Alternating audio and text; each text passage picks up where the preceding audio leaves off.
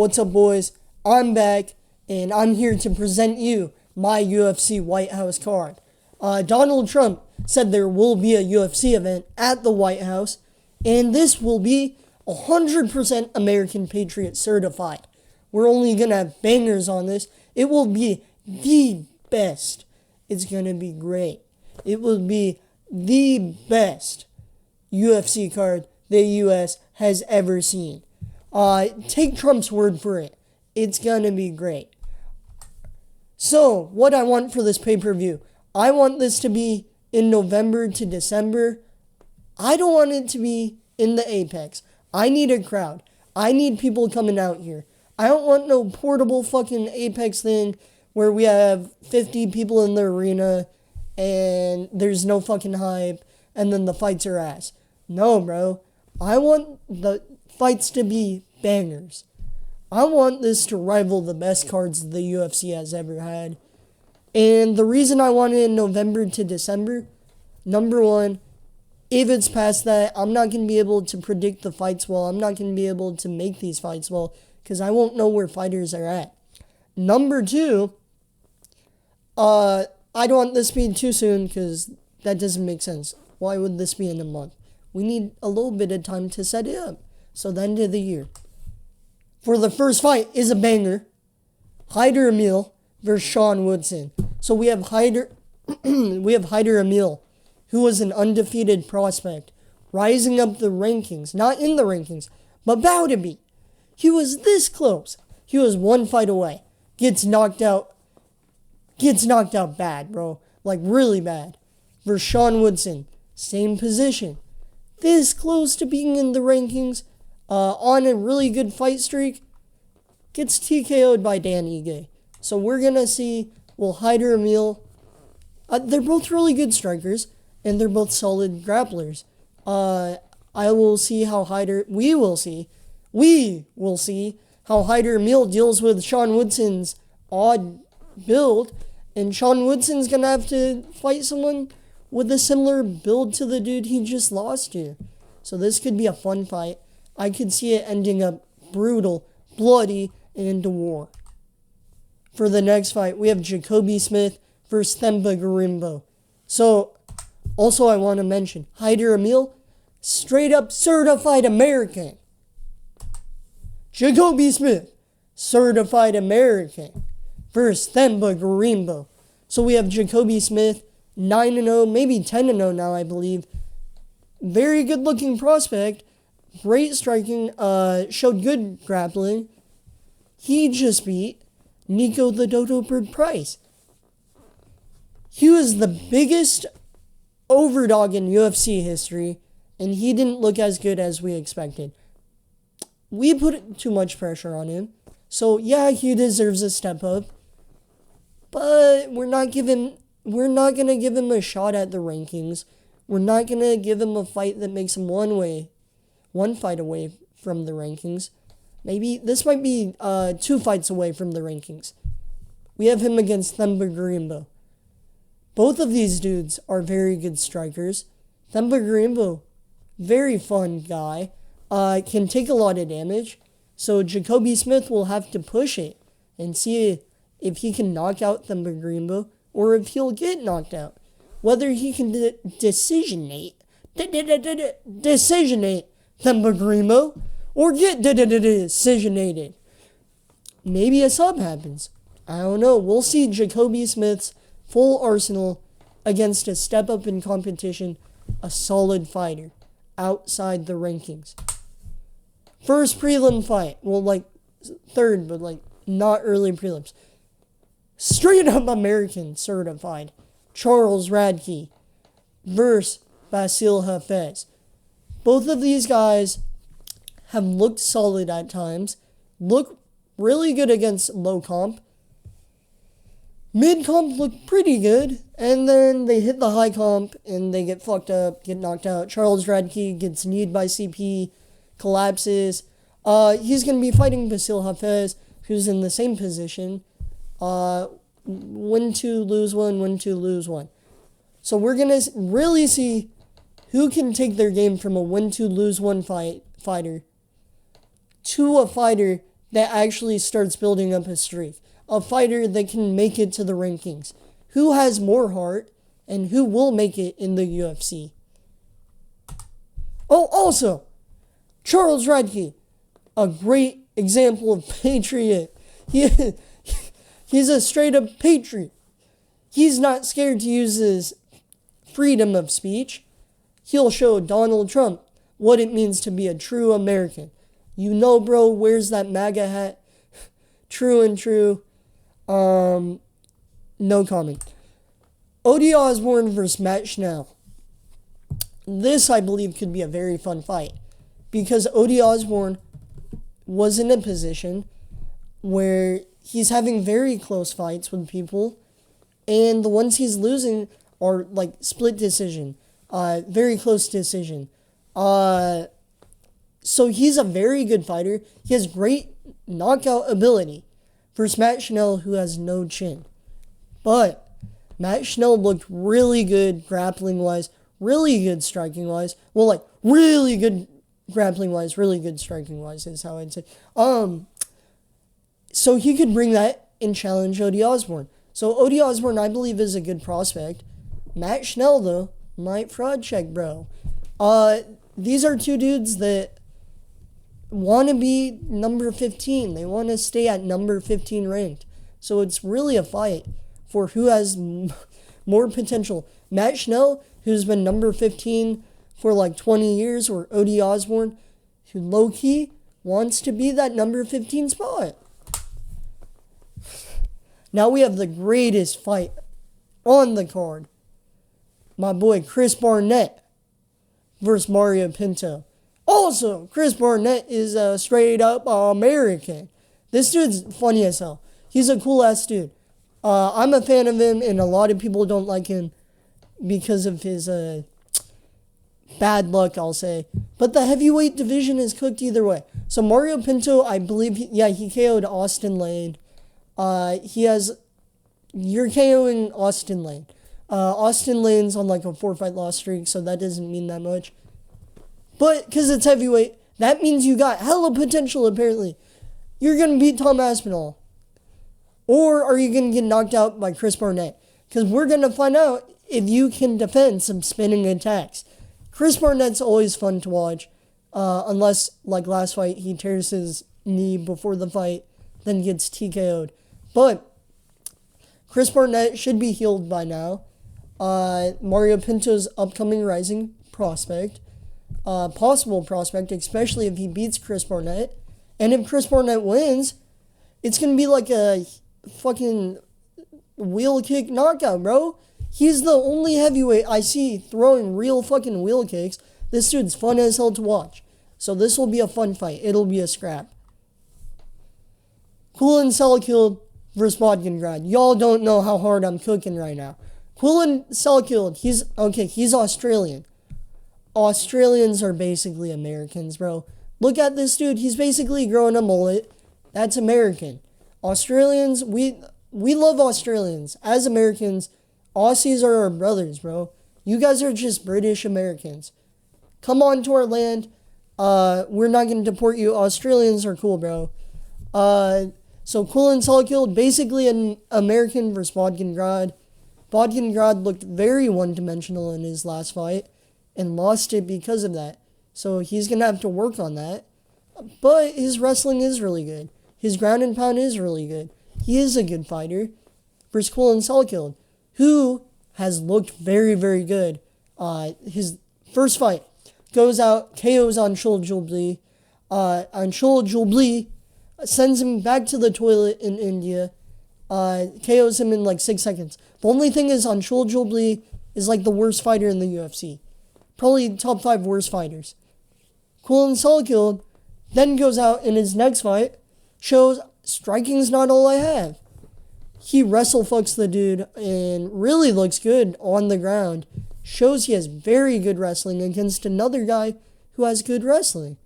So Bodkin Grod is a step up from his last 2 fights. Bodkin Grod's taking a step down. Quillin Cfield's taking a step up. So we're going to see if Quillin Cfield is as good of a prospect as we think. And we're going to see if Bodkin Grod has good heart. Maybe he fraud checks Khalil. You can't tell me I'm not cooking. We all know this is Payton Talbot's next fight, probably. So Payton Talbot versus Cody Garbrandt. I'm not putting this on the main card just because I really want to stack this card. Also, Payton Talbot's really fun, but I don't know if Cody Garbrandt deserves to be in the main card in 2025 anymore. Not that he's not a legend. Not that he doesn't have a lot of name value. Not that he's not a great fighter. But, like, ranking-wise, like, he's not even a win away from being ranked, I don't think. He's losing, like, back-to-back-to-back fights. So, Cody Garbrandt is fighting Payton Talbot. They both got fucked up. When I made this fight, I didn't even think of this. Bro, they both lost to the same dude. Payton... I didn't even think of that. Yeah, they both lost to the same dude. Cody Garbrandt's last fight was losing... I can't think of his name. The old wrestler dude that fraud checked Payton Talbot. Payton Talbot, very good striker. Looked really good in his grappling last fight. Versus Cody Garbrandt, a dude who has a lot of mileage on him. A dude that has been knocked out, but has really good striking defense, really good takedown defense, really good striking. Payton Talbot's going to knock him out. We all know it. But it's his next fight. It is a step up for Talbot. And for the performance he gave against Andre Lima, he deserves it. The fight after he beats Cody Garbrandt, though, it's got to be a wrestler. Got to be someone that he can struggle with. That Payton Talbot will have to show that he improved a lot. Got to be a really good dude. And this might be a fight so he can get into the rankings, like beats Cody Garbrandt, then fights for a ranking spot. Or it might be a fight away. And Cody Garbrandt does this against Payton Talbot. Talbot's cooked. Bro's career, bro has to... I don't think he's going to lose, but if Talbot loses, his bro's cooked. Cody Garbrandt, he's already cooked, so... Joe Piper, so for the featured prelim, we have Mr. Body Bags, certified USA American citizen, Mr. Police, turn the body cam off, Joe Piper versus Aboose Magomedov. So Joe Piper, the dude that, these are two dudes that look really good in the first round. Aboose Magomedov, he gasses out really bad past the first round. Joe Piper doesn't have that problem, but what he does have the problem of is just starts spamming the overhands. Just starts trying to knock you out. Just spams that shit. Aboose Magomedov's number 15. This will be Joe Piper's chance for a ranked spot. If he beats Aboose, he's going to get number 15 spot. He wanted that from beating Kelvin Gastelum. You didn't knock him out, buddy. Maybe if you knocked him out, Aboose would have been knocked down. But Joe Piper's going to be real salty on this motherfucker. Also, U.S. versus... That's all I'm going to say. U.S. versus whatever Aboose Magomedov is. I'm just saying, the patriotism is here. Fuck. Okay, I was about to say something crazy. But the patriotism is here. We're not letting 9/11 happen again. Okay. But Joe Piper will be happy to knock out Aboose Magomedov. Aboose got knocked out by Shawn Strickland. But Magomedov, Aboose, he's not that bad. He is a solid fighter. He just has to work on his gas tank. So maybe he knocks out Joe Piper. Maybe he wrestle fucks Joe Piper. It's a good test. Good chance for number 15 rank. Main card starts now. Main card opener. Dominic Reyes, American, versus Khalil Roundtree, American. So it's America versus America on this fight. So win-win for us, boys.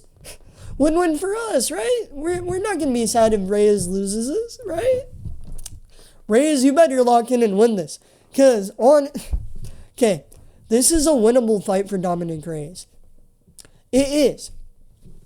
And if he beats Khalil Roundtree, I'd say any fight's a winnable fight for Dominic Reyes. It's also a really winnable fight for Khalil Roundtree, too. They both have a good chance of knocking the other out. And Khalil Roundtree, most of his fights are just decisions. I know people say, he beats people like he owes them money. Or, he beats people like they owe him money. I said that wrong, my bad. But, he's not, bro, I'm sorry. I know I said this for Jamal Hill. I'm not trying to repeat this. But, he's not that good. He's overrated. He took Jamal Hill to the decision. Didn't even try and knock him out. Took Anthony Smith to a decision. Dominic Reyes isn't at risk that much to get knocked out. I mean, there's a risk. Khalil Roundtree is a big dude. He has knocked people out. He's TKO'd people. He is violent. Dominic Reyes probably isn't going to get knocked out by him, I hope. And Dominic Reyes can't knock him out. So, honestly, this is a 50-50 fight in my eyes. Reyes started 2 fights ago. 3 fights ago. 4 fights. Whatever. Dominic Reyes is back. So, hopefully he can take out Khalil Roundtree. I like both of them, though. So, whoever wins this, you're moving up, right? You're moving up. Whoever wins this might fight for a title next. If Khalil Roundtree wins this, probably fights for a title next. Dominic Reyes, I think he could beat Ankalaev. Roundtree, these are both hard matchups for Ankalaev, basically. So, it's a good fight. And hard matchups for each other. Buck versus Cuck. Bro, I hyped this fight up. I'm excited for it. And because of the spot both of these dudes are at, it doesn't have to be a co-main event. It doesn't have to be a main event. This is a great fight to be on a stack card where you're like, oh my god, we have Buck versus Cuck and it's only the second fight on the main card? So Joaquin Buckley versus Ian Gary. So the spot these two are in. Joaquin Buckley got wrestle-fucked by Kamaru Usman. Obviously working on that. Obviously, his mind's a little reset. He's like, he didn't expect that. He thought he would just be able to do what he wants, so he's going to be more cautious. Which is the approach he should take going versus Ian Gary. The fact that happened versus Usman makes me worried what would have happened in Buck versus Cuck. Maybe Buck would have just gotten grapple fucked the entire fight. But now, Joaquin Buckley is going to come back, and he's going to work on those skills. And he's going to want to fuck up Ian Gary, but he's going to be more cautious. More cautious about the grapple fucking. He's not going to get Michael Venom paged. Not going to get backpacked. So both of these dudes, Kamaru Usman beat Joaquin Buckley, but Joaquin Buckley was on a really good fight streak, knocking out a bunch of people. Ian Gary lost to Shavkat, then almost gets knocked out by CP. Did beat CP, but Carlos Prates is like number 13 or 14. Ian Gary should not be getting a title eliminator off of this. Maybe this is a title eliminator for Ian Gary. Joaquin Buckley, you're 2 fights away from a title fight. If you win this, you get a title eliminator. But Ian Gary, maybe if you win this could be a title eliminator, depending what's up with what, right? So, Joaquin Buckley, really good. He does have good wrestling, but obviously he got wrestle-fucked by Kamaru Usman. Every wrestler has a wrestler that could be better than them. He did get wrestle-fucked, but his wrestling overall, it's solid. His jiu-jitsu is okay, but his striking is very good, looking very, very good. Ian Gary, what worries me for Ian Gary is the way Joaquin Buckley strikes, right? He lunges forward, comes up 1-2, 1-2, 1-2, 3, he bounces forward. What happened Ian Gary versus MVP? Ian Gary was getting caught with that.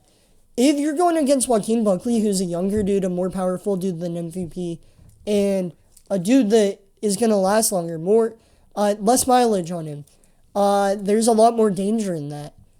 Ian Gary was about to get knocked out by CP. Could have got knocked out by MVP. I thought MVP won that fight. Could have got knocked out in some of his fights. He gets clipped a lot. It's like Paddy Pimblett, kind of. Except he's not Paddy Pimblett, but like they both get clipped. Ian Gary, though, very good jiu-jitsu, really good striking. Could outstrike Joaquin Buckley, could out-jiu-jitsu him. He's more of a point fighter. I could see him submitting Joaquin Buckley. He maybe not. He likes to backpack a lot. I could see it happening, though. So it's either Joaquin Buckley by KO or Ian Gary by decision or submission, probably. It's a fun fight, though. And because it's only the second fight on the main card, we don't have to be disappointed if Ian Gary makes it boring. And we're going to be hyped if Joaquin Buckley makes it fun or if Ian Gary makes it fun. So, Soy Boy versus Big Horse Meat. That sounds really gay. Oh my god. Shavkat's horse meat. I'm smart. It sounds... Okay. I'm not gay. I'm saying... Ian Gary's a soy boy. Joaquin Buckley is musky. I'm not gay. Third fight on the main card. This isn't the co-main? No. Because Dan Hooker got injured. He's going to low-key take a little step down. He's been pulling out of fights. It's not his fault his hands got fucked up. But he's a dog, bro. Dan Hooker's a dog. Versus Beneil Dariush. Beneil Dariush is kind of chinny. But a very good fighter. He just beat Moicano and he looked really good. Moicano kind of sold, so Beneil Dariush didn't look like at his prime. But if he taps into that, Beneil Dariush, this is the dude we were saying could beat Islam. He could wrestle for Dan Hooker or not. Dan Hooker is a dog, could beat the fuck out of Dariush and knock him out. Dariush also has that dog in him though, so this could be a fucking war. This could be very bloody, and I could see it ending either way. This is also a 50-50 fight, which is why I think it's a great fight. Also, ranking-wise, this will put whoever wins back into rotation. You know what I mean? Beneil Dariush was getting chinned. He's still kind of out of rotation. Dan Hooker, injury, shit happens. Let's get you back in the game. The co-main event. You can't have USA card. You can't have the White House card without Shawn Strickland. So Shawn Strickland versus Robert Whitaker. And like I said, Australians are basically American. So let's take that American flag and put it here too. Basically an American versus an American. We have Shawn Strickland, who the fans kind of have stopped rooting for. I really like Shawn Strickland. Versus Robert Whitaker, who has always been a fan favorite. I really like him too. This is a fight that makes a lot of sense. Especially Robert Whitaker losing to RDR. You can justify this fight and be like, well, Shawn Strickland lost to DDP. Didn't look that good in his fight before that. And then Robert Whitaker, if he loses to RDR, you can say that makes sense. Or if Robert Whitaker wins to RDR, you can say Shawn Strickland's a big step up from RDR. Which I don't know who's going to win RDR versus Whitaker. Either way, whoever wins that fight, it doesn't matter. Whitaker can fight Strickland. This fight makes a lot of sense and makes a lot of sense after Whitaker fights RDR. Like timeline-wise, this is the time to make this fight, and it's a fight that's been in demand a lot. Why not make it a 5-round co-main event? We can either have Strickland 5-round decision against Whitaker, or Whitaker 5-round decision against Strickland. Their styles are so different, and both are big strikers. So it's most likely not going to be a boring ass shoot a takedown, get a boom, boom, boom. I'm sorry, the US fans don't like that a lot. I like grappling, but like we gotta admit, some of these co-main events, bro. Shawn Strickland versus Robert Whitaker, that's a banger. I think it'll be really fun. I think either way, it'll be a very close fight. And 2 fan favorites. Why not make the fight? I don't know who I'd pick in it. Also a 50-50 fight. For the main event, we're going to have Sean Brady versus JDM or Islam. Whoever wins between JDM versus Islam, they're going to be fighting Sean Brady. And what you're going to say, November, December. That doesn't make sense for JDM or Islam to fight. That's going to be right after the fight. I don't give a fuck, bro. I don't give a fuck, bro. You're fighting at this card or you're getting fucking kicked out. You know why? Because I need a championship fight, and Sean Brady's the only fucking U.S. American, certified fucking American, that we can put in a title fight that makes sense right now. So for the welterweight champion, suck it up, JDM. Suck it up, Islam. I don't give a fuck. Sean Brady is about to fight you. Sean Brady versus JDM. If JDM beats Islam Makhachev, people are going to be saying, oh, he just beat a lightweight. He beat a lightweight grappler. Can be his chance to prove, I beat welterweight grapplers too. Not just Beneil. I beat Islam and I beat Sean Brady. For Islam Makhachev, if he beats JDM, this is a fight for him to fight again in welterweight. And then Ilya can move up. And Ilya's going to be fighting Arman. He's going to be fighting Paddy or Gaethje. So he's not going to be fighting Islam anytime soon. Islam needs to stay busy at welterweight. So Islam versus JD for Sean Strickland. Islam Makhachev versus Sean Brady makes a lot of sense because of the position Islam is in, and it'll be a really good welterweight grappler, one of the best welterweight grapplers versus one of the best all-time grapplers, especially if Islam beats JDM. Great fight. And you know what happens in grappler versus grappler fights? Usually they're wars. Look at Merab versus Umar. It's like a welterweight version of that. So that's my UFC White House card. We have some good prospects on here. We have Haidider, Emil, and Shawn Woodson. We have Jacoby Smith. We have Odie Osborne. Mario Pinto could be good. We have Quillin Cfield, Payton Talbot. We have Joe Pyfer, Dominic Reyes, Joaquin Buckley and Ian Gary. We have Dan Hooker and Beneil Dariush, Shawn Strickland and Robert Whitaker. And we have Sean Brady fighting for a welterweight championship. This card is going to be a fucking banger. So Dana White... Oh shit, I should still be... Oops. So Dana White, make this card. I want this. Donald Trump will love this card. This card, think about what happened after 9/11. Everyone came together to fight against. Instead of that negativity, we'll have this be a positive version of 9/11. A good 9/11. Maybe we'll have it on 11/9. We'll bring America together to celebrate this banger card. So thank you guys for watching my video. I hope you like this card. I know it's not the most realistic with how stacked it is. I tried to make it somewhat realistic. The UFC could do this. I made it so it's possible. It's not that crazy, honestly. It's not too stacked. This isn't the UFC 1000 card, bro. It's a good card. So see you guys. Peace. I hope you liked the video. Yeah, see you guys tomorrow. See you guys Friday, I believe, for my predictions. And that is my UFC White House card.